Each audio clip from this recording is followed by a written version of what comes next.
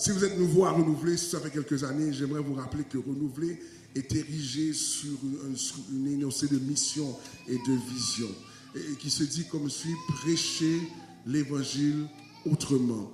Et comment on fait cela? On fait cela en brisant les barrières pour un nouveau départ et en partageant l'amour du Christ de manière accessible. Lorsque nous approchons de Dieu, le but de l'Église n'est pas que tu viennes le dimanche matin, que tu as ce côté de crier et de seulement recevoir de Dieu, mais le but de l'Église est de te préparer pour l'éternité. Dis, me préparer pour l'éternité.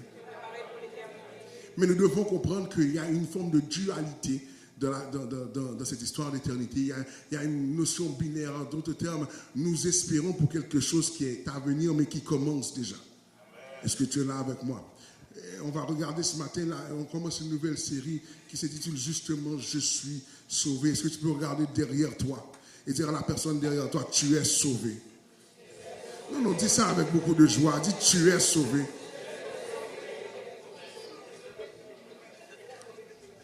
Regarde à ta droite et à ta gauche, dis: nous sommes sauvés. Est-ce que tu es là avec moi? Est-ce que tu es là avec moi? Lorsque nous faisons ces déclarations, ce n'est pas simplement pour grossir l'Église ou pour satisfaire ton cœur ou simplement te faire plaisir, mais nous le faisons parce que nous croyons que le Seigneur désire que toi et moi, pas nous croyons, mais nous savons que le Seigneur désire que toi et moi faisons partie de ce règne avec lui pour l'éternité. La Bible dira dans 2 Pierre 3,9, le Seigneur n'est pas en retard dans l'accomplissement de sa promesse comme certains se l'imaginent. Il fait simplement preuve de patience à votre égard, car il ne veut pas que seul périsse. Il voudrait au contraire que tous parviennent à se convertir. En d'autres termes, ce n'est pas qu'il veut arriver à ce que tous viennent à l'église pour entendre le pasteur Gab prêcher. Le but, ce n'est pas que tout le monde vienne à l'église pour chanter. Le but n'est pas que tu viennes à l'église, que tu sentes qu'il s'est passé quelque chose de spirituellement. Mais il voudrait que tout le monde puisse être transformé. Se convertir, c'est passer d'un statut à un autre. Si tu es là avec moi, dis à ton voisin: sois un disciple ce matin. Et puis dis à l'autre voisin à côté: dis: j'accepte et mon cœur reste ouvert. Parce que l'Esprit de Dieu va parler à ton cœur ce matin et va vouloir déplacer certaines idoles que tu as érigées dans ta vie. Parce que sinon, tu ne pourras pas expérimenter cette éternité avec lui. Est-ce que tu es là avec moi? Amen. Dis avec moi: dis: je ne vais pas gaspiller mon opportunité. Et donc Dieu crée l'Église et Dieu lègue l'Église pour que nous comprenions que ce n'est pas simplement pour qu'on se sente moins seul, mais c'est dans le but d'être une nation de gens sauvés. Est-ce que tu es là avec moi? Est-ce qu'on est ensemble ce matin? Ce matin, je veux mettre l'attention sur ce qu'on appelle le salut. Parce que nous sommes ensemble. Souvent on entend ces termes-là, mais nous ne les captons pas bien. Et le fait que nous avons des fois une perspective charnelle sur certains concepts de la Bible fait en sorte que nous n'avons pas une vie de foi adéquate. Est-ce que tu es là avec moi? Je veux commencer par dire ceci. Personne n'est parfait, mais tout le monde doit se perfectionner. Si on est ensemble. Personne n'est parfait, mais tout le monde doit marcher dans un perfectionnement. Et ce perfectionnement-là veut dire que si... Je vais regarder à terre, pourquoi laisse-moi regarder Samuel. Samuel est marié, tout le monde est marié. Oh, ok, c'est bon. Pierre-Paul arrive. Ok, amen. Gloire à Dieu. Ça veut dire que je veux pouvoir établir ceci. Ça veut dire que maintenant, si tu es en couple et que tu es dans une relation extramaritale, donc Dieu n'a pas béni ton union, ça aussi, ça doit changer. Tu ne peux pas être converti et tu as les mêmes habitudes que quand tu étais sur la cour d'école au secondaire. Dis: j'accepte, mon cœur reste ouvert. Si tu ne le dis pas, l'Esprit de Dieu te voit anyways. Est-ce que tu es là avec moi? Et donc maintenant, nous devons comprendre que le danger lorsqu'on parle du salut, c'est de commencer par l'esprit et finir par la chair. Pourquoi? C'est-à-dire que tu reçois le salut en Jésus-Christ dans l'esprit. Ton esprit atteste qu'il est Dieu. Ton esprit atteste que vraiment tu as expérimenté quelque chose. Mais avec le temps, ta chair qui est là essaie de te détourner. Rappelez-vous, on vous enseigne comme quoi que la chair a des désirs opposés à l'esprit. Est-ce que vous êtes là avec moi? Conséquemment, ta chair va toujours vouloir dire: mais ce n'est pas nécessaire tout ça. Il y a une manière que tu parles qui est un problème pour ton salut. Est-ce que tu es là avec moi? Cette semaine, je devrais peut-être relâcher une vidéo sur comment je vais ouvrir le bal, mais je vais être plus explicite cette semaine sur ma plateforme. Mais il y a un problème lorsque l'Église ferme la bouche devant les injustices. Vous minez la capacité d'annoncer Jésus-Christ. Comment puis-je croire que tu appartiens à Christ lorsque toi et l'oppresseur vous faites un? Est-ce qu'on peut avancer ensemble? Ça veut dire que maintenant, il y a des comportements que tu as qui me montrent qu'en réalité, tu n'es pas arrivé à cette transformation qu'on appelle la conversion. Tu es un fanatique de Jésus, pas encore un disciple. Est-ce que tu es là avec moi? Mais le but de Christ, c'est que tu sois un disciple pour participer dans le règne avec lui. Ce n'est pas une histoire de Gabriel, de frère Simon, de frère Samuel, de whoever, de sœur Merveille, de sœur Rebecca. Il n'y aura pas de titre au ciel. On ne sait pas qui est qui au ciel. Tout ce qu'on sait, c'est que ces gens-là ont accepté Christ, ont été transformés par l'Esprit de Dieu. Dis, je dois être transformé. Dis, je dois être transformé. Rappelez-vous de notre série sur Galates, nous avons dit, Paul a commencé à parler aux Galatiens, il a dit que Galates est censé, qui vous a envoûté ici? En d'autres termes, les gens avaient commencé par la croix, mais ont commencé à se détourner. Les gens ont commencé par cette parole qui transformait cette vision de Jésus-Christ crucifié, et ils ont perdu de vue cette vision pour trouver quelque chose qui allait satisfaire leur chair. Très souvent, le problème de l'Église, c'est que nous voulons entretenir l'immaturité des gens. Est-ce que vous êtes là avec moi? Mon problème, c'est qu'on ne peut pas entretenir ton immaturité et progresser spirituellement. Il y a une antithèse là-dedans. Et si aujourd'hui, tu n'aimes pas ce que tu entends de ma bouche parce que Pasteur Gabriel c'est trop compliqué, il manque de grâce, grand bien te fasse. Trouve une assemblée qui va te dorloter. Mais laisse-moi te dire que te dorloter ne t'amènera pas dans le lieu éternel avec lui. Dis le salut. Dis le salut. C'est pour ça que lorsqu'on choisit Christ, c'est pour ça que c'est les violents qui s'empareront du royaume des cieux. On dit que le chemin qui mène vers l'éternité est un chemin qui est étroit et périlleux. Parce que tu dois faire face à ta propre personne. Et je veux dire ce matin que malgré tout ce que je dis, Dieu a placé en toi la capacité de marcher comme une personne sauvée. Pasteur, comment? La Bible dira ceci, que Jésus a dit ceci. Je donne à tous le pouvoir de devenir. Dis, j'ai la capacité de marcher par l'Esprit de Dieu. On doit prendre le temps d'établir ceci, que très souvent, on commence avec Dieu, mais très souvent, on passe à côté. Il est possible d'être dans cette situation où tu adores Dieu réellement, mais tu es, comme Paul a dit dans le livre de Galates, dans un envoûtement, une influence, une confusion spirituelle. Tu veux Dieu, mais tu veux coucher avec ton copain ou ta copine. Tu veux Dieu, mais tu veux pouvoir manipuler l'État. Tu veux Dieu, mais tu veux pratiquer les choses qui ne font pas de sens. Tu veux Dieu, mais tu veux faire l'absence de moralité. Tu veux Dieu, mais tu veux entretenir l'immaturité des gens. Dieu te dit ceci ce matin, on ne se moque pas de moi. Tu ne peux pas être avec moi et fonctionner avec des valeurs qui sont à l'encontre de moi. Pasteur, mais vous, c'est les hommes qui ont déclaré ça. Non, lorsque tu lis le texte de la Bible, sans manipuler, Dieu te montre le chemin. La Bible va dire que Jésus est le chemin, la vie et la vérité. En d'autres termes, Jésus est la méthodologie pour accéder au salut.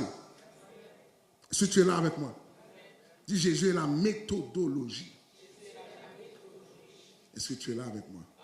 Et donc maintenant, certaines fois, on doit comprendre qu'on a besoin de quitter cette manière de réfléchir. Certaines fois, on a déjà ressenti que Dieu nous aime plus, qu'on n'est jamais assez suffisant, qu'on ne mérite pas ce que Dieu veut faire. Mais je veux te dire ce matin que Dieu ne te condamne pas, mais Dieu veut te recentrer. Amen. Dis, Dieu veut me recentrer. Dis, Dieu veut me recentrer. L'église, la croix n'est pas simplement le point de départ de la vie chrétienne, mais la croix, c'est la base de tout ce qui concerne notre vie chrétienne. Amen. Est-ce que tu es là avec moi? Dis, la croix, c'est tout pour moi.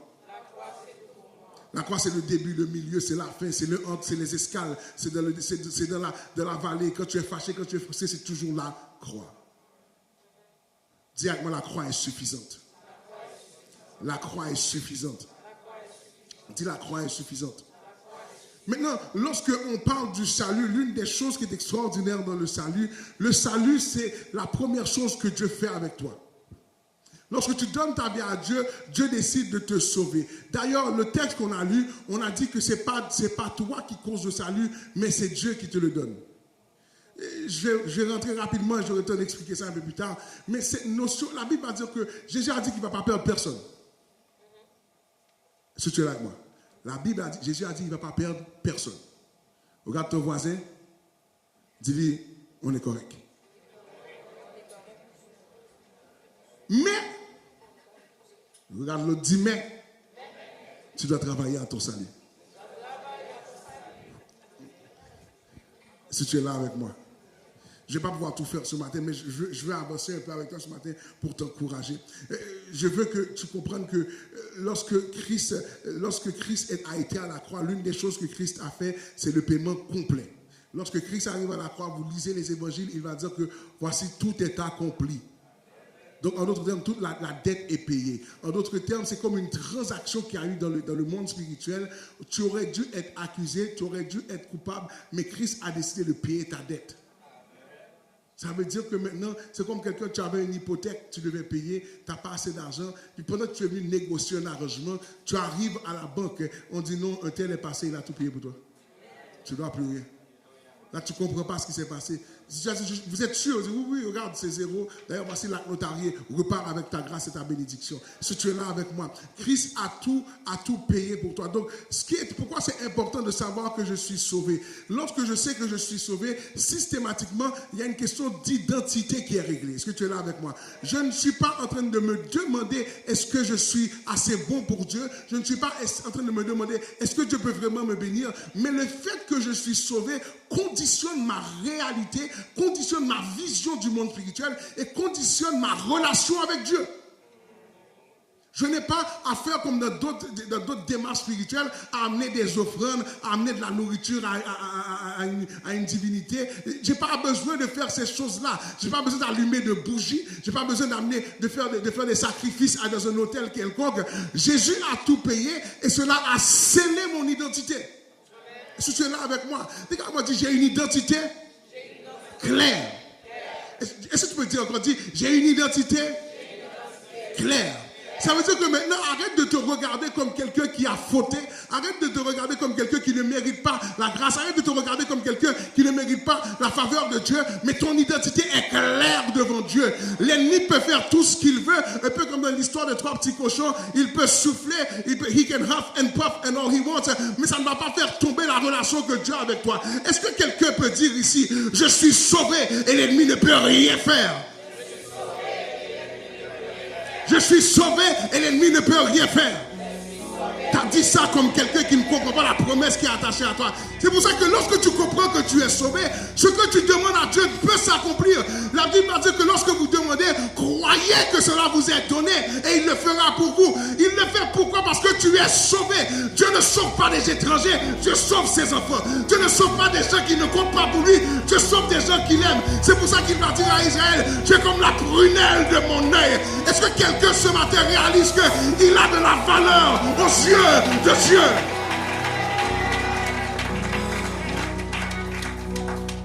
Donc automatiquement, bon, les musiciens, il faut vous mettre sous ça, parce que j'aime pas ça là.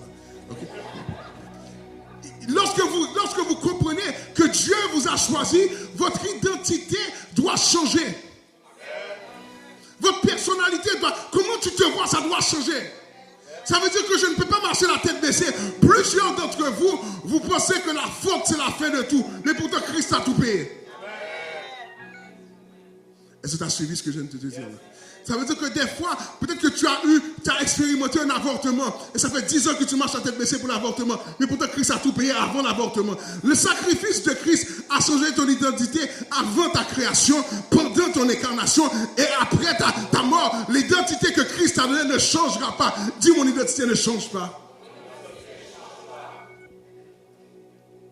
Dis, Jésus m'a sauvé. Dis, Jésus m'a sauvé. Dis, Jésus m'a sauvé.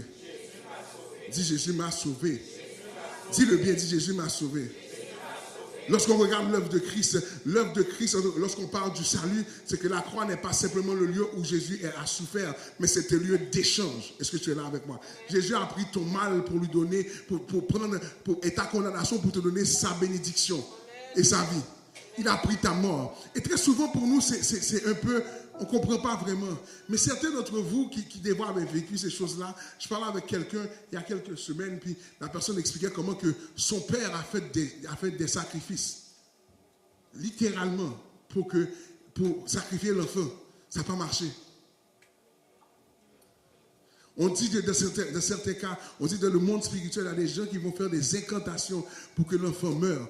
Au point tel que lorsque l'enfant meurt, il ne va pas à l'enterrement de l'enfant. Est-ce que je peux avancer 2 secondes? Et puis tu dis, oh oui, c'est juste en Haïti, ça existe au Québec, ok? Ouvre tes yeux. Ouvre tes yeux. Tu penses que le monde spirituel, c'est dans les Antilles? C'est dans les pays afro-descendants, latinos. C'est vous, là, les peuples du Sud, là, c'est vous qui êtes excités comme ça, là. Mais j'aimerais te dire que des fois, l'ennemi est dans ta cour, tu ne le sais pas. Est-ce que tu es là avec moi? Et donc, la croix est un lieu où Jésus vient prendre ta condamnation pour te donner sa vie. La croix, Jésus est venu prendre ta faiblesse pour te donner sa force. À la croix, Jésus prend ton incapacité de progresser, il prend ton corps faible pour te donner un corps régénéré. Il prend un corps qui n'a pas de capacité pour voir dans l'au-delà, mais lui donne des dons spirituels. C'est à la croix que Christ fait ce transfert. Pour que Paul parle des dons de l'Esprit dans 1 Corinthiens 12, 13 et so forth, ça demande que Christ ait fait un échange.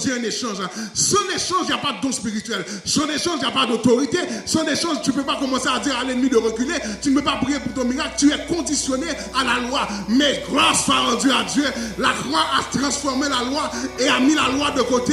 Et il y a la saison de grâce. Dis à quelqu'un, il y a la grâce sur ta vie. Dis-le bien, dis, il y a la grâce sur ta vie. Tu es sauvé parce qu'il a choisi. Si tu es là avec moi, dis je suis sauvé. Dis je suis sauvé. Dis je suis sauvé. Jésus a subi mon rejet. Et je suis accepté par Christ. Jésus a pris ma mort, j'ai reçu sa vie. Jésus a pris ma malédiction, il m'a donné la bénédiction. Je suis sauvé. Maintenant, lorsque tu veux t'approprier de cette réalité, tu dois vraiment commencer à croire et confesser. Dis croire et confesser. Romains 10 va nous dire, celui qui croit dans son cœur, Dieu le déclare juste. Celui qui affirme de sa bouche, Dieu le sauve. Je dois croire dans mon cœur et affirmer. Dis croire. Affirmer. Dis croire, affirmer. Dis croire, affirmer. Croire, c'est cette capacité que tu as qui se passe en dedans. Je ne peux pas voir, je ne peux pas entendre. Mais normalement, l'affirmation est le produit de ma croyance. Est-ce que tu me suis justement? Et lorsque je crois quelque chose, je peux le dire carrément. Si tu vois ma femme, je dis c'est moi son mari. Je le crois et je l'affirme. Quand je regarde mes enfants, je dis ce sont mes enfants. Je le crois et je l'affirme. Mais certains d'entre vous, lorsque l'ennemi vient devant vous et essaye de vous voler, vous avez oublié que vous êtes sauvés et vous ne l'affirmez pas. Lorsque ton silence devient ton lit pour les choses spirituelles, tu es en danger. Est-ce que l'église m'entend ce matin?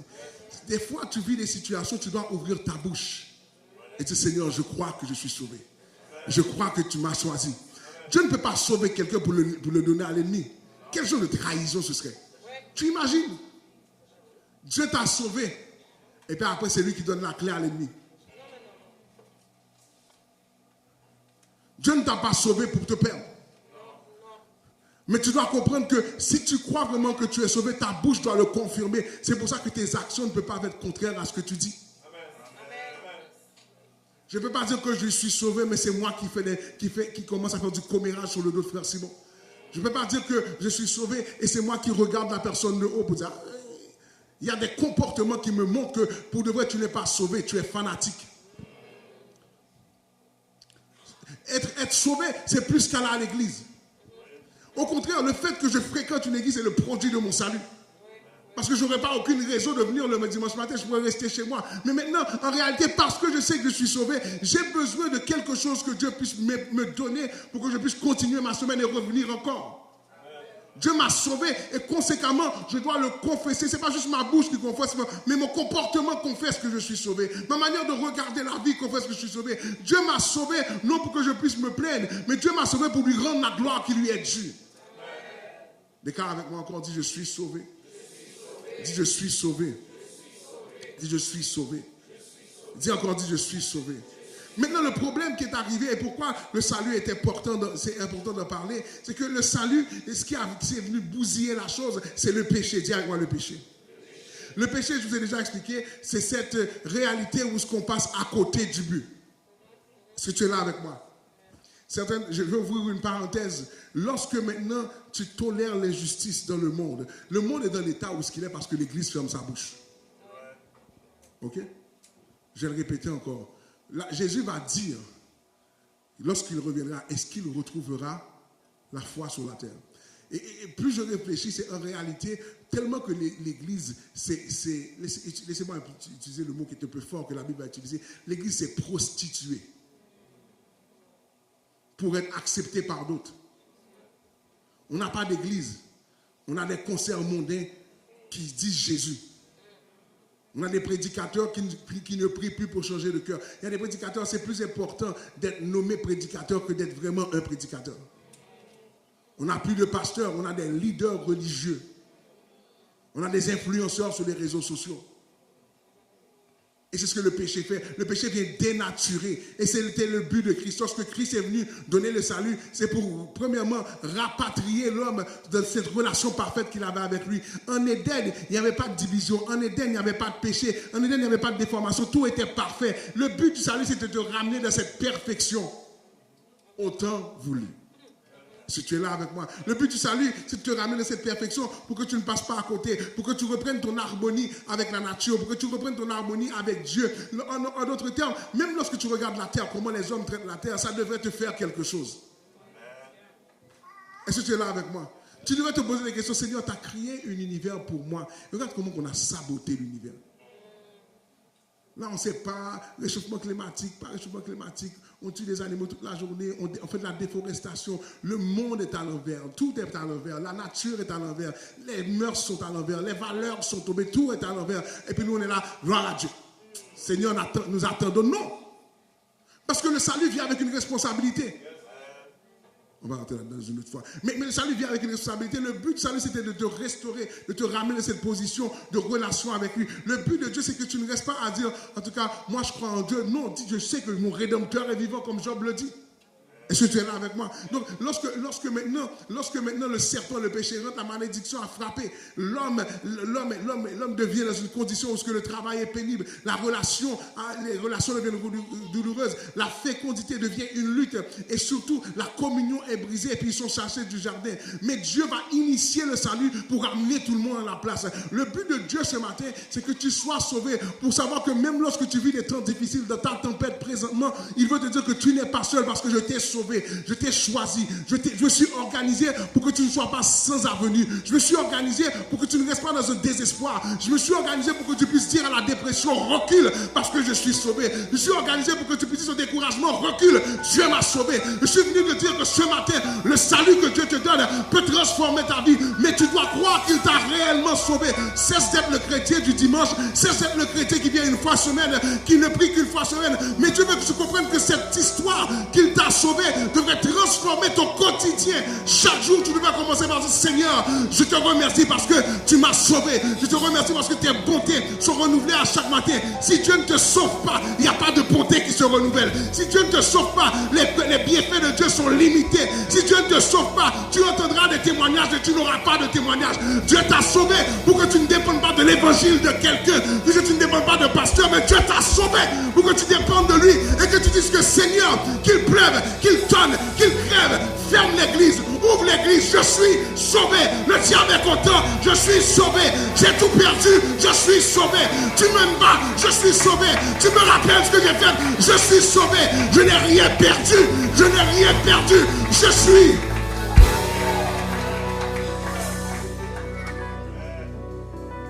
Vous marchez la tête baissée dans l'évangile, vous êtes en train de vous plaindre des gens. Il y a des loups dans la bergerie exactement pour ça.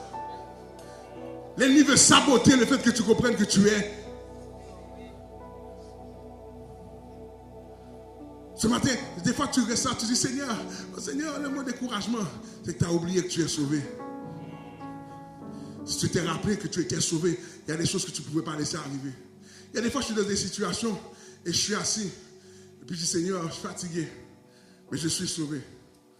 Ce matin, je suis rentré à l'église et puis ma nuit a été courte. Mes nuits sont courtes. J'étais fatigué, j'ai une douleur à l'épaule gauche. Et puis depuis quelques jours, puis j'ai dit, Seigneur, c'est pour moi là.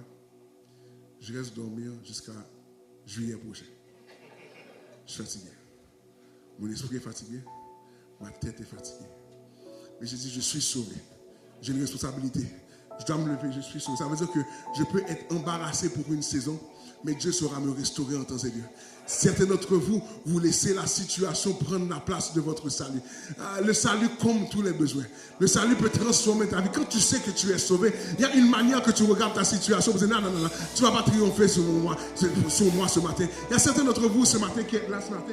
Vous avez oublié que vous êtes sauvé. J'aimerais te dire que regarde l'infertilité en face, dis-lui je suis sauvé. Regarde ton mariage et la situation chaotique, dis-lui je suis sauvé. Regarde ta maladie, dis-lui je suis sauvé. Regarde la situation familiale, rappelle à ta situation familiale que Dieu a initié le salut depuis Éden. Avant même que je fusse né, Dieu m'avait sauvé. Avant même que je connaissais son nom, Dieu m'a sauvé. Avant même qu'il m'ait reconnu, Dieu m'a sauvé. Avant même que j'ai dit son nom verbalement, Dieu m'avait sauvé. Il va dire à Jérémie, avant la fondation du monde, je t'avais choisi et établi prophète des nations. Il y a certains d'entre vous, vous devriez avoir un cri de joie ce matin, parce que avant que tu fusses né, Dieu t'avait mis à part pour un matin comme celui-ci. Dieu t'avait mis à part pour une victoire comme celle-ci. Est-ce que quelqu'un peut prendre ses forces et déclarer je suis sauvé? En d'autres termes, même si on ne prophétise pas sur ta vie, tu es sauvé. Même si l'homme de Dieu n'a pas imposé les mains, tu es sauvé. Même si les gens ne veulent pas avancer, tu es sauvé. Secours ton voisin, dit, nous sommes sauvés.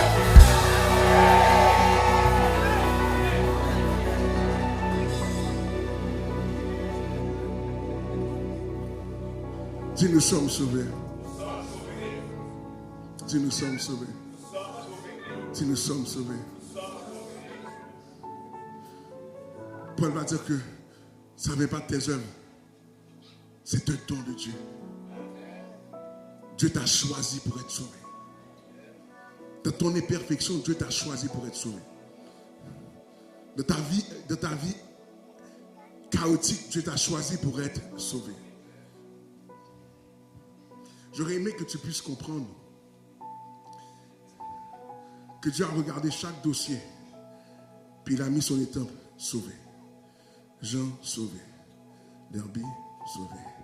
Frère Simon, sauvé. Gabriel, sauvé. Lisa, sauvé. Joanne, sauvé. Nuta, sauvé. Samantha, sauvé. Steve, sauvé. Mais comprends bien que malgré que dans ce dossier-là, tes fautes se sont accumulées, Jesus. Tes fautes se sont accumulées, tes erreurs se sont accumulées. Mais le temps ne s'est pas effacé pour autant. Et, j'ai vu quelqu'un avant ça. Les fautes se sont accumulées. À chaque semaine, on a dit à Dieu, mais ton fils a fait ça, ta fille a fait ça, il a dit ceci, il a comploté là-dedans, mais le temps est resté intact. C'est comme si ça va changer le statut du dossier. Lorsqu'on regarde ton dossier, à cause que tu as initié le salut te concernant, parce qu'il t'a associé au salut, il est donc irrévocable. Ce matin, je veux te dire que s'il t'a sauvé, point. Pourquoi? Parce que ce don-là ne vient pas de toi. On ne peut pas révoquer quelque chose que tu n'as pas créé. Seul Dieu pourrait te révoquer ce matin. Je veux dire à quelqu'un ce matin, sois de la joie, parce qu'il t'a choisi pour le salut. Il t'a choisi pour... il t'a choisi pour le salut. Qu'est-ce qui me séparera de l'amour de Dieu? Serait-ce les principautés? Serait-ce les démons? Serait-ce la mort? Serait-ce le découragement? Serait-ce la dépression? Non! Il m'a choisi. On va se mettre debout, on va terminer. Mais toutefois, lorsque Dieu initie le salut, lorsque Dieu appelle, il attend une réponse. Si tu n'as pas répondu à cet appel de Dieu ce matin, je veux te donner une opportunité. Ne quitte pas ce lieu sans avoir dit, Seigneur, je te choisis à nouveau. Je sais que tu m'as choisi, mais moi je veux te dire que je t'ai choisi. Je réalise que c'est une grâce que je t'appartiens ce matin. Et Seigneur, je veux te dire que je te choisis comme Seigneur de mon cœur, souverain de ma vie. Pendant que tout le monde a les yeux fermés, pendant que tout le monde a les yeux fermés dans ce cœur, commence à mettre ton manteau. Donne-moi quelques minutes, je vais finir. J'ai fini. Tout ce qu'il y avait à faire a été fait à date. Mais laisse-moi finir. Ne bouge pas, reste concentré. Si tu es dans le sanctuaire et que tu n'as jamais dit, Seigneur, je te fais roi de ma vie, je te choisis comme sauveur de ma vie. Si c'est à toi que je parle, lève ta main là où tu es, je prie avec toi. Encore une première fois. Si tu n'as jamais dit, Seigneur, je te choisis comme sauveur de ma vie, lève ta main bien haute. Je veux la voir là où elle est, ta main. Lève ta main bien haute, que je te vois, que tu me dises, est-ce que moi je choisis Dieu de ma vie? Moi je choisis Dieu de ma vie. Que toute l'équipe d'intercession, les diacres et les clients, ayez vos yeux dans cette heure. Je ne vois pas tout le monde là où je suis. Mais là où tu es, si tu as choisi Dieu, c'est la première fois, lève ta main. Tout le monde, si c'est pas pour ça que tu lèves ta main, baisse ta main. Mais si tu choisis Dieu ce matin pour la première fois, lève ta main bien haute que je te vois. J'ai une main en avant à gauche. À ma gauche à moi. So whoever from the sanctuary, Steve, déplace-toi. Towards the front. Si tu choisis Dieu pour la première fois dans ta vie, juste lève ta main là où tu es. On va venir prier avec toi.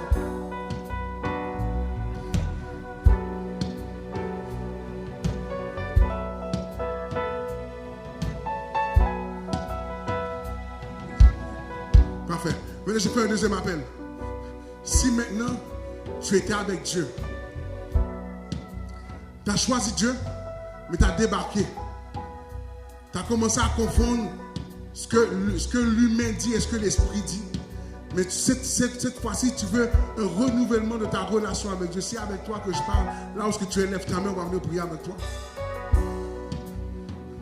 Si c'est le cas, lève ta main. Si tu veux renouer avec Dieu, lève ta main bien haute pour que les gens puissent te voir, que les gens viennent vers toi pour aller prier. Les gens me voici, ouvrez vos yeux rapidement pour que je puisse savoir les gens aller prier avec les gens. Là où vous êtes, si tu veux recommencer avec Dieu, c'est le temps que tu puisses reprendre cette place avec Dieu. Dans le nom de Jésus. Dans le nom de Jésus. Si tu es à la maison et que tu entends ma voix pour la première fois, c'est la première fois qu'on t'offre cette opportunité. Là, pendant que tu es sur la plateforme de YouTube, écris, dis-moi, on va connecter avec toi pour prier avec toi.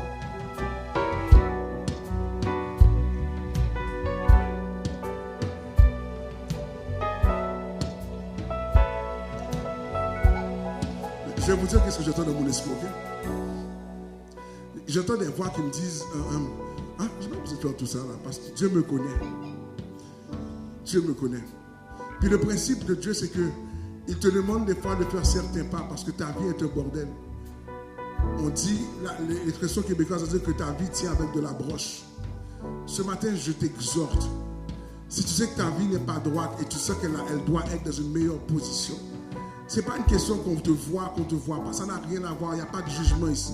Mais cet acte, c'est comme un acte prophétique, c'est un acte de foi où tu dis, cet esprit rentre dans ma vie. Si c'est à toi que je parle et que tu veux reprendre ta vie comme il faut spirituellement, lève ta main là où tu es.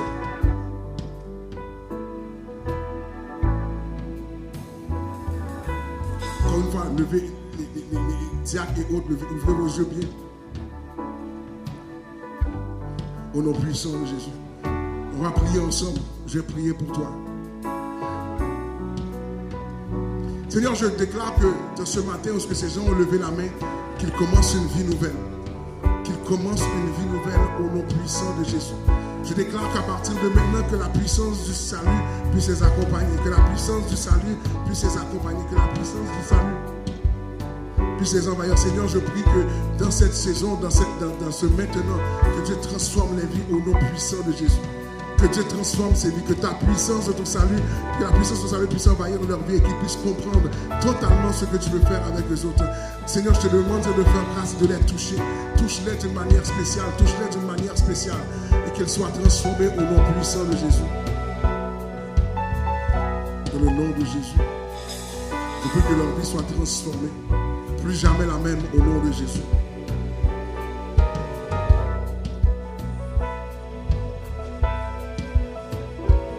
Je vais faire un dernier rappel et après on va clôturer le culte. Il y a des gens, vous avez choisi Jésus, votre vie est correcte, mais vous êtes en statu quo. Vous avez arrêté la progression. Vous n'êtes plus dans la course, comme Paul l'a décrit, mais vous êtes dans les estrades, vous êtes dans le stade, mais vous n'êtes pas en train d'avancer avec Dieu. Si toi tu es là ce matin et que tu aimerais que ta vie progresse avec Dieu, là où tu es, lève ta main, je vais prier pour toi ce matin. Rapidement, on va terminer le culte rapidement. Si tu veux que ta vie progresse avec Dieu, tu sens que tu es en statu quo. Dans le nom de Jésus, on va prier ça. Seigneur, je prie pour ces mecs qui se sont levés maintenant. Et je déclare que ce matin, ils passent dans une vitesse supérieure. Que ce matin, que ce qui les embarrasse tombe au nom puissant de Jésus. Je déclare une progression surnaturelle. Je déclare que les yeux puissent voir correctement. Je déclare que le cœur puisse s'adapter, que la pensée s'adapte, qu'il y ait un renouvellement d'intelligence, un renouvellement de zèle ce matin. Un renouvellement de zèle, que maintenant ils puissent courir d'une manière différente qu'à l'époque. Que Seigneur, dans cette saison, qu'ils puissent recevoir des instructions qui les permettent d'aller de l'avant, papa. Dans le nom de ton Fils Jésus-Christ, que ça soit fait. Dans le nom de ton Fils Jésus, et que le peuple te dise. Si on peut crier une dernière fois, je suis sauvé. On crie le bien, dit je suis sauvé. On vous rappelle que mardi, on continue les études bibliques. On va avoir une mardi, si tu vis, souvent tu es là, puis tu pries, puis dans ta tête, il y a d'autres voix qui roulent. Il y a des difficultés qui roulent avec ça. J'aurais aimé vraiment que tu sois présent à l'étude biblique sur Zoom dès 19h. Donc j'espère te voir sur Zoom. N'oubliez pas, si vous n'êtes pas inscrit à un groupe de prière, prenez le temps d'être inscrit dans le groupe de prière et commencez déjà à amener vos différents vêtements et vos denrées et tout ce que vous voulez pour l'organisation, les femmes de conviction. Que le Seigneur vous bénisse abondamment. God bless you.